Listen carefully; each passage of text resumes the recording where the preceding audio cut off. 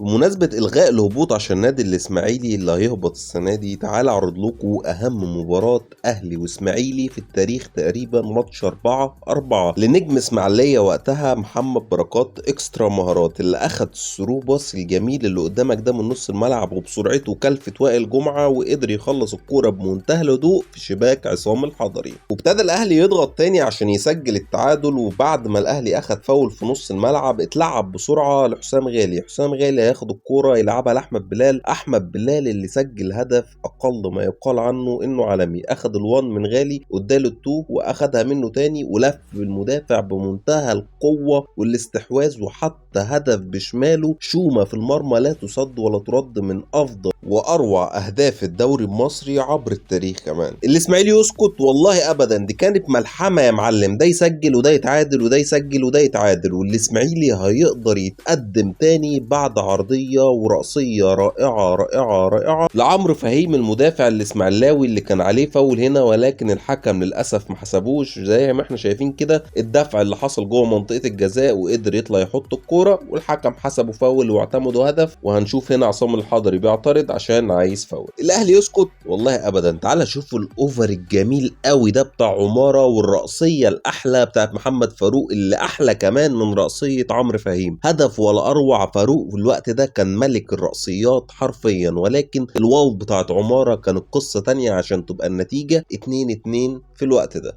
ودي كورة خطيرة جدا لحسام غالي بكتفه كده، ولكن للأسف العارضة منعت هدف عالمي. بعد كده الحكم بيحتسب ضربة جزاء على محمد عمارة بعد عرقلة واضحة جدا جوه منطقة الجزاء، ويدخل إسلام الشاطر ينفذها تنفيذ مثالي ويسجل الهدف الثالث للإسماعيلي عشان تصبح النتيجة مرة أخرى تقدم الإسماعيلي 3-2 في ماتش درامي قوي جدا. بعد كده ابتدى الضغط الاهلاوي بعد ما نزل لعيب عفريت اسمه علاء ابراهيم، وبعديها وائل جمعه ضيع الكوره دي والهدف المؤكد ده. فاكرين اللعيب العفريت اللي اسمه علاء ابراهيم هو اللي هيصنع الهدف ده بعد ما هيعدي من 3 لعيبه مدافعين الاسماعيلي، وهيلعب الكوره بالعرض على الارض لاحمد بلال اللي هيلف ويحطها بمنتهى السهوله اكنه بيشوط ضربه جزاء. احمد بلال كان احسن مهاجم في مصر بيقدر يلف باي مدافع ويخلص الكوره في الجون. وبعد الهدف الثالث استمر الضغط الاهلاوي بمجهود اللعيب العفريت اللي قلت لكم عليه علاء ابراهيم، اللي سدد اول تسديده قدر يشيلها صبحي، وسدد الثانيه جت في العارضه زي ما انتم شايفين، وكان عامل ماتش فوق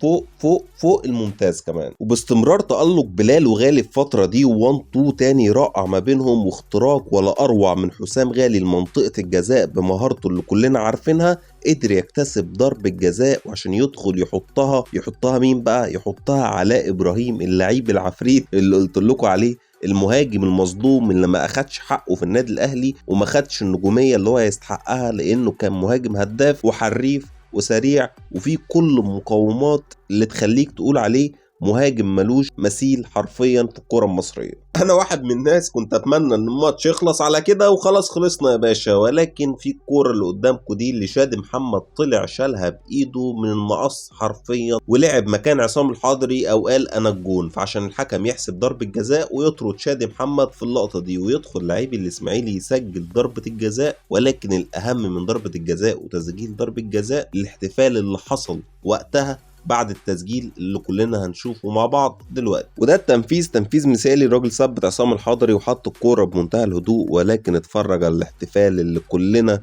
بنحبه وكلنا فاكرينه. شوف من امتى واحنا بندعم القضيه، من امتى واحنا بنتكلم عن القضيه، من امتى والمصريين واقفين مع القضيه عشان بس محدش يزايد علينا او يتكلم علينا تاني.